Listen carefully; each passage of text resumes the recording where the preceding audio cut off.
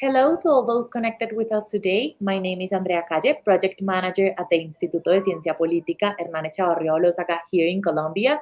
We are an independent and nonpartisan Colombian think tank dedicated to promote liberal democracy and defending economic liberties.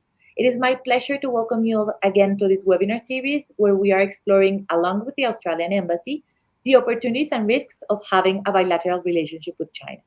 Today, we are going to focus on China under Xi Jinping leadership.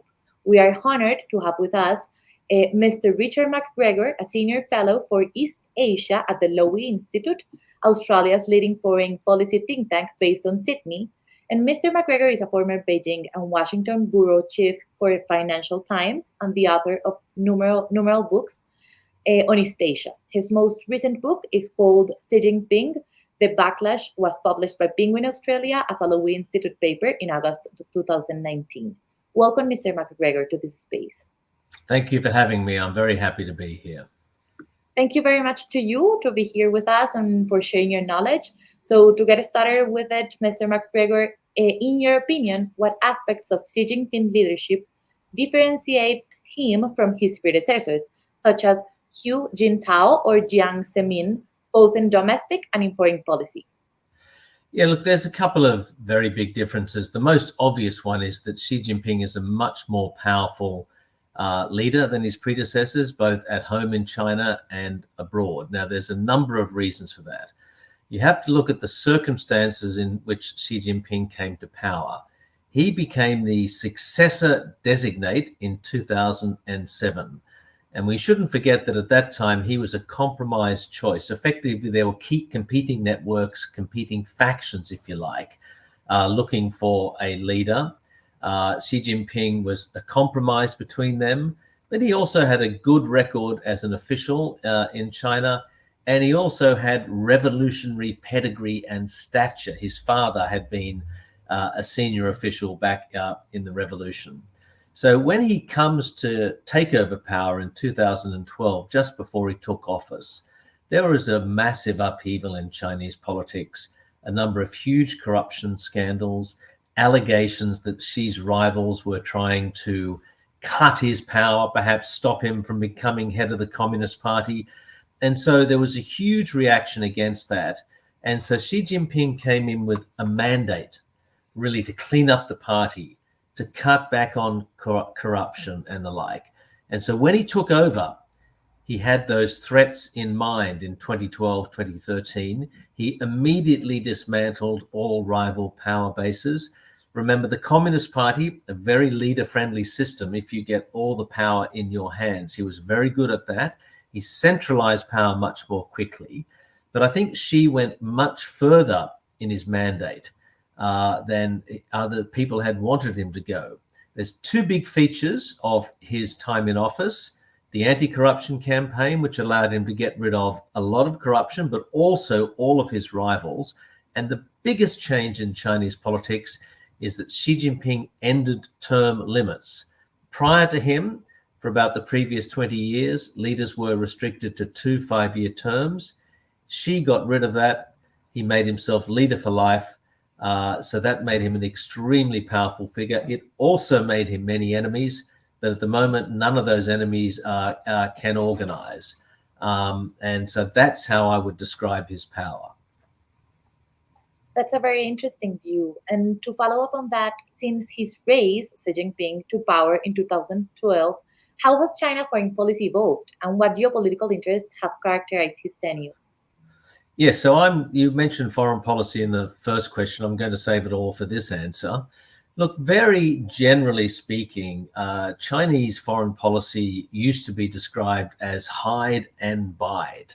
Now, this comes from a famous Deng Xiaoping saying that is the sort of architect of modern China. And he used to say China should hide its strength, bide its time. In other words, don't press too hard on China's interests until you're powerful enough to do so. A kind of clever tactical formulation. Now, Xi has thrown that out. In truth, it has been changing for a number of years, but Xi has explicitly thrown that out. Now he talks about the need to propagate Chinese views and solutions. He wants China to move to the center stage of the world. So if you look at the big trends in Chinese foreign policy under Xi, I would describe them like this. Xi's moved from development, focus on development, the economy, to security.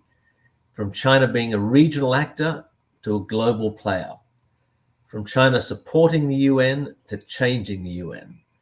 From China managing America to confronting America. From promoting China on the global stage to promoting China as the leading developing country. From being the leader of China to the leader of Asia. And finally, Chinese propaganda messages aren't just domestic, they are worldwide.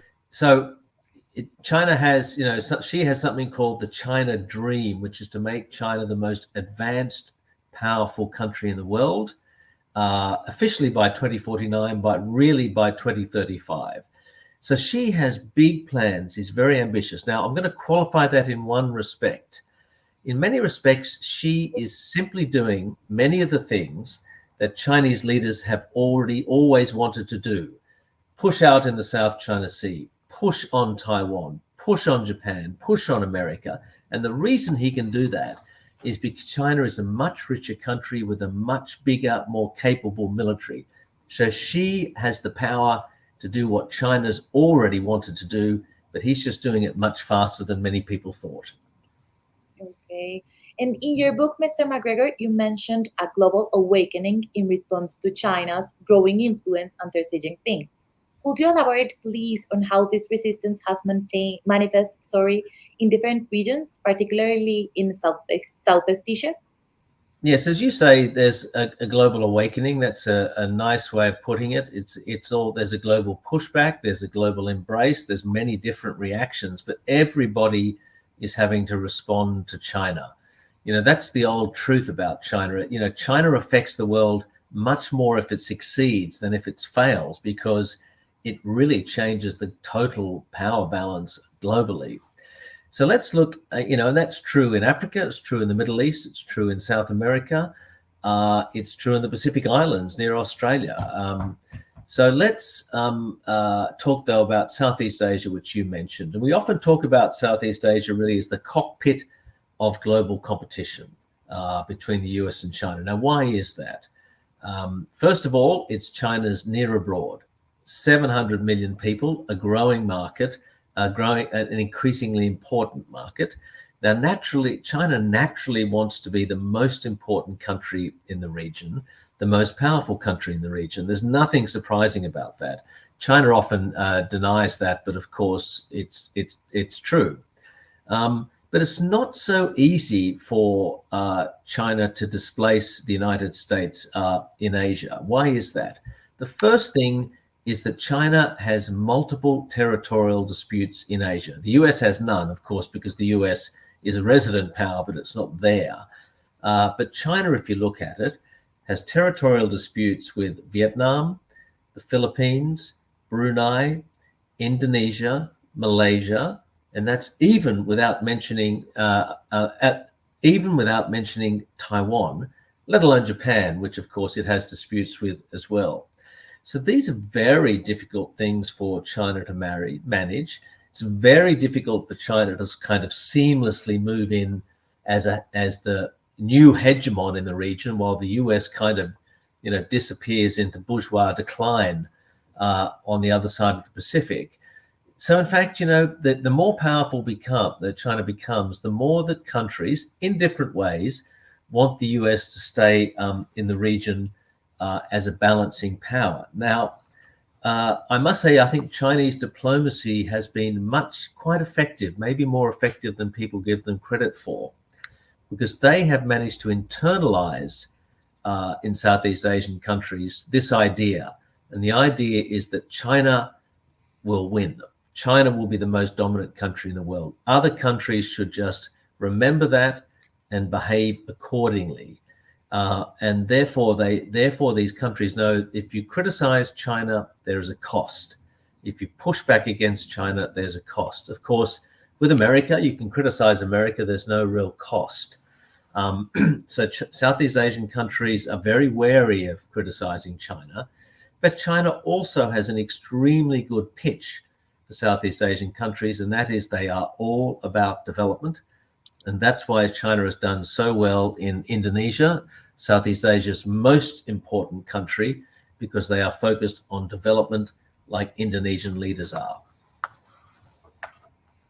Thank you very much. And now that you talk about China and other countries such as the US, I would like to approach the idea that you describe as an empirical experiment under Xi Jinping that challenges the post-Cold War Western ascension. Do you believe that the Chinese model, especially under Xi Jinping, could be successfully replicated in other regions of the world? Well, I guess the question is, can the China model be replicated? The answer to that is yes and no. I mean, let's not forget that China is a communist state. The design of the Chinese party state, which is what we call it, is really Soviet. It's the design that Vladimir Lenin bequeathed to the Soviet Union. You know, you have a party sitting above the government, a party sitting above the law, a party directing everything. Now, China is a mixture of Soviet hardware and Chinese software. You've got the Soviet hardware, which is the design of the system, a military which is loyal to the Communist Party, not loyal to the country, and the Politburo and the Central Committee, all the things we remember from the Soviet Union. But China added to that a market economy. And so you've got a Soviet political system and in a rich country, which is the Soviet Union never managed. So Leninism, as they call it, didn't arrive in China like a spaceship. It actually fits very well into the Chinese centuries-old tradition of Chinese bureaucracy. So overall, the total structure of the Chinese government, that cannot be replicated by other countries. Even other communist states like Vietnam, Cuba, North Korea, they have not quite managed to replicate what China's done. Vietnam is the closest, but even they haven't been as successful in China. Now, having said that, China is increasingly promoting part of its development model and part of its political model, at least philosophically. Now, on one level, that's quite not surprising. When you look at other East Asian economic miracles, Japan, South Korea, Taiwan, there are whole libraries devoted to how they got rich. You know, Japanese just-in-time manufacturing system, South Korean conglomerates, export orientation, etc., etc. So China has a tale to tell in that respect. You know, focus on infrastructure, targeted foreign investment, closed capital account, and so forth. But now China is now going beyond that. It's now propagating a limited version of its political model. They built a whole training college in Tanzania and Africa. They're training all hundreds and thousands of students from Southeast Asia who are brought to China. And the key to that is that they want to present an alternative to the US and to liberal democracy. China wants to convince the world that development doesn't equal democracy. That's their message, and whether we like it or not, they're having some success with that. And the success is mainly because China has been successful. Now that the Chinese economy is slowing down, now that the days of easy growth in China are over, it might be more difficult for them to market that message. But we'll get the answer to that in the next 5 or 10 years. And what is your assessment of the use of technology in the consolidation of this model and in the Xi Jinping power? And what impact does this have in China and in the rest of the world? So technology is the core. If you look at US-China competition, it's hydra-headed. You know, it's about economics, trade, military, regionals, competition of political systems. But at the core of that is a competition over who will be the leading technology power in the world. Now, for China, it's a political, economic, and security imperative. It's the key focus of Xi's development plans. If you have a shrinking workforce, for example, you need to lift productivity. in theory, technology helps solve these problems. Secondly, it's a big feature of domestic political control. You saw this during COVID. China initially was able to lock down the virus better than anybody, and that's because they have the surveillance state to track every single individual into their homes and workplaces. Now, post-COVID, all these abilities remain intact, and that's important for China when the economy is slowing and domestic unrest is increasing. And the ruling party and the security services in China have long refined the skills to make sure they can control protests in China, which are happening everywhere, all over the place, every day. Finally, China wants to reduce US leverage over it. China wants to do to America what it thinks America is trying to do to it. In other words, to limit the best technologies, limit their application in military use, limit their beneficial impacts for the economy and the like. You look at the key to US sanctions against China, and that's been about depriving China of the most advanced semiconductors. And of course, they're trying to reverse this. There are many people who say that the US campaign has failed, but I think they misjudge it. Smart people in America know that China is going to, start to catch up with the United States. The aim of the US sanctions is not to prevent that, because it's probably unlikely you can prevent it, but they want to slow it down, and they want to make it much more expensive to China to achieve their goals.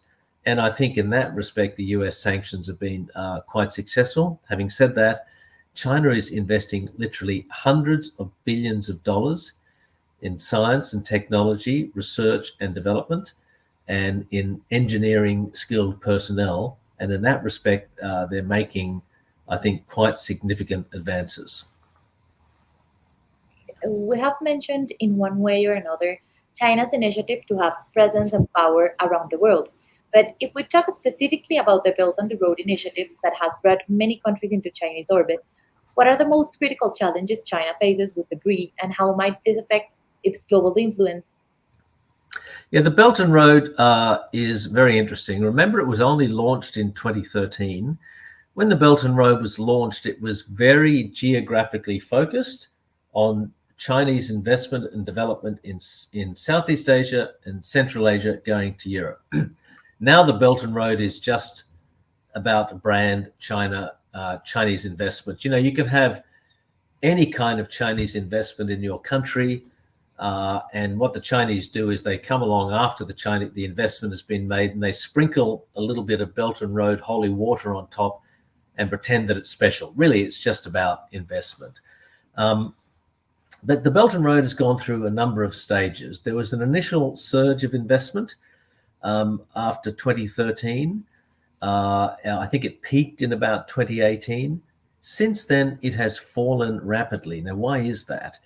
First of all, China, having lent a lot of money, a lot of it often quite rashly, is now having to get their money back, paid back, and they're struggling. You look at Chinese investments in Uganda, Zambia, Sri Lanka, Laos, Cambodia, Pacific Island nations, and the like. Pakistan is a big one.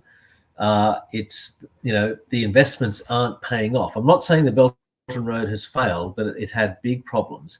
And that's one reason why China started to cut lending, number one. Number two, there was a big backlash against the Belt and Road inside China, because Chinese people don't always like seeing their hard-earned savings recycled into investments in Africa, Middle East and the like. And thirdly, of course, there was a big corruption issue in China related to Belt and Road as well. Another reason for cutting it back, and plus China's own economic policy. So the Belt and Road lending is way, way down. Now it's much more targeted. There's also a focus. You see this particularly in Africa now, in the Middle East at the moment. It's not just about building stuff, airports, roads, trains, that sort of thing. It's really about embedding Chinese technical standards into economies around the world. Huawei smart cities, for example. Chinese cars, Chinese electric vehicle standards and the like. So the Belt and Road has come way back.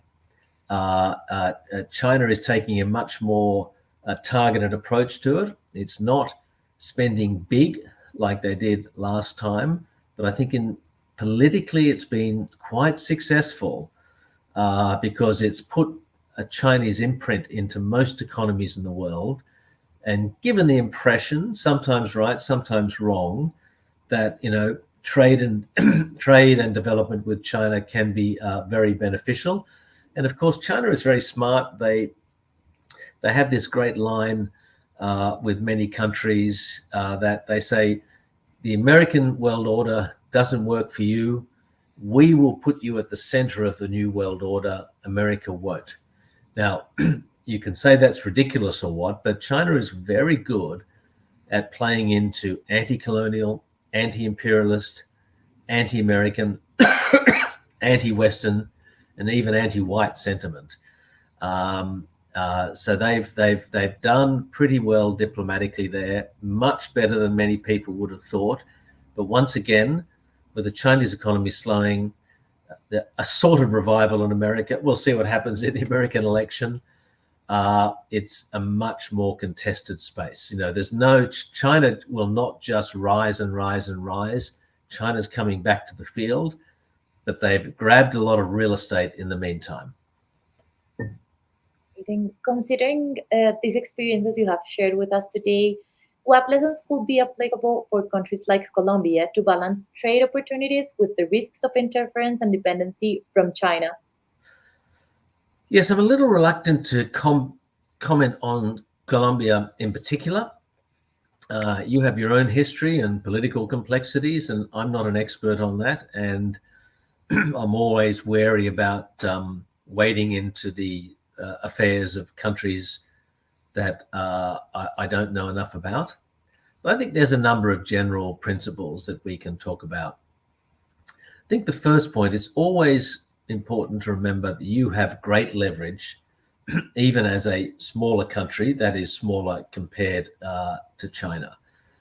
Often these relationships with superpowers, and you have your own complex history with the United States, are always seen as dependencies between big and small countries. In reality, there's great interdependencies. So don't fall into the trap of thinking you need China more than China needs you. Australia is a very good example of that. The vast bulk of Australian exports go to China, 30-40%. They have for many years now. So many people came to think Australia is dependent on China. Of course, China is a very valuable trade partner for Australia.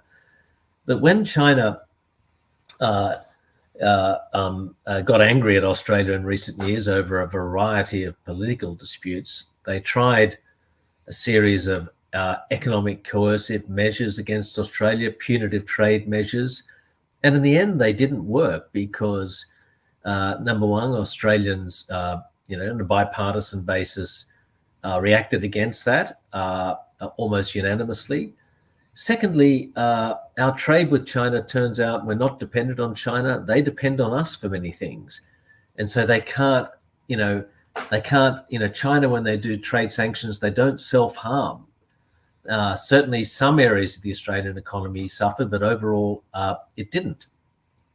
And so that was a good lesson for Australia, a good lesson for many middle powers around the world, because China really wanted to hurt Australia, and in the end they failed, and the relationship now has stabilized. So that's the second thing. Next, I would say be very wary of deals or agreements which lock you into exclusive dependencies. So don't hand over your internet to a single country that you're not sure you trust. Don't hand over your mobile telephone system to a single country or company that you're not sure that you trust. It takes a long time to build trust in international relations. So I would be very careful about that and hedge your bets. A lot of countries, frankly, both superpowers, the United States and China, are competing for their attention, are competing for their markets, are competing for their political support in a way. And I see this particularly in the Pacific Islands around Australia. For many countries, this is an opportunity, because if both sides are offering something, you have to be careful, but you can benefit from that. Whether you take a side on one issue or another is entirely up to yourselves, a country like Colombia. But I would say that when you talk about hedging, you have to be an active hedger. You have to take risks. You have to push back where it's in the interest of your sovereignty. You have to be unafraid of Chinese criticism and the like, just as I'm sure you've always had to deal with US criticism. So you can't just hedge. Hedging doesn't mean passivity. It doesn't mean staying still. Hedging is an active thing, and you have to actively hedge to get them to maximize your interests. And finally, don't be too China will always say China's support comes with no strings attached. That's completely nonsense. With China, there's always one big string attached, that is Taiwan, and a whole host of other issues as well relating to UN votes and the like. Finally, in all your dealings with China, and this is something I think has been one of the very bad things about the Belt and Road, a lot of the Chinese deals are not transparent. We never see the contracts and the like. And I would demand transparency, because if you don't, it's going to be a big problem for you down the road, particularly with your population. If a deal goes bad, you're on the hook for more money, and your government has to explain itself. I think it's best to be transparent up front, and that will help you in your negotiations with China. Thank you very much, Mr. McGregor. We greatly appreciate your insights and your time. I believe this conversation highlights the need for countries like ours, like Colombia and Australia, to be mindful of the risks in our relationship with China and begin exploring how to manage them. We encourage you, our viewers, to participate in our future events. In the coming months, we will be offering a series of monthly webinars with experts from Australia, along with the Australian Embassy here in Colombia, and we hope to see you at our next session. Until then, stay connected with our institute as we continue to explore political and economic issues, both domestically and internationally, that affect national security, liberal democracy, and economic freedom. Thank you very much. Thank you.